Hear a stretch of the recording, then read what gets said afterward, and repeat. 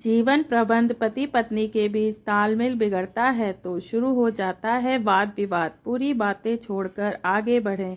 एक गांव में पति पत्नी के बीच होने लगे थे झगड़े। संत ने समझाया वैवाहिक जीवन में प्रेम कैसे बनाए रखना चाहिए। सुखी वैवाहिक जीवन के लिए जरूरी है कि पति पत्नी के बीच तालमेल बना रहे।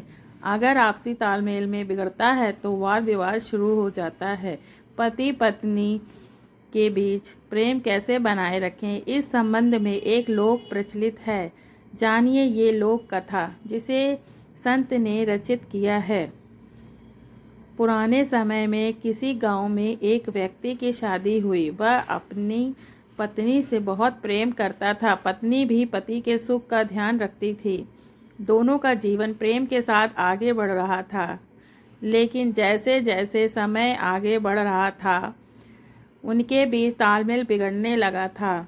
कभी कभी दोनों के बीच झगड़े भी हो जाते थे। पति पत्नी रोज की अशांति से तंग आ गए थे। दोनों के बीच प्रेम तो था लेकिन उनका क्रोध, पुरानी बातें और अहंकार रिश्ते पर हावी हो रहा था। एक दिन उनके गांव में विद्वान संत पहुंचे। पति पत्नी भी संत के प्रवचन सुनने पहुंचे। संत की बातों से प्रभावित होकर पति पत्नी ने उन्हें अपने घर खाने पर आमंत्रित किया।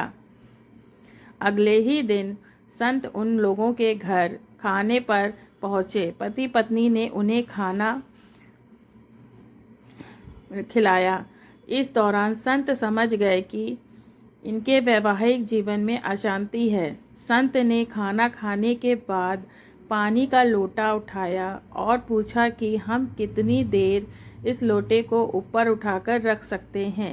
पति पत्नी ने कहा कि कुछ देर तक इसे आराम से उठा सकते हैं, लेकिन कुछ समय बाद हाथ में दर्द होने लगेगा। संत ने कहा कि जैसे हम लोटे को ज़्यादा समय तक नहीं उठा सकते, उसी तरह अगर हम किसी समस्या पर या किसी एक बात पर लंबे समय तक अटके रहेंगे तो इससे हमारे जीवन में तनाव बढ़ने लगता है।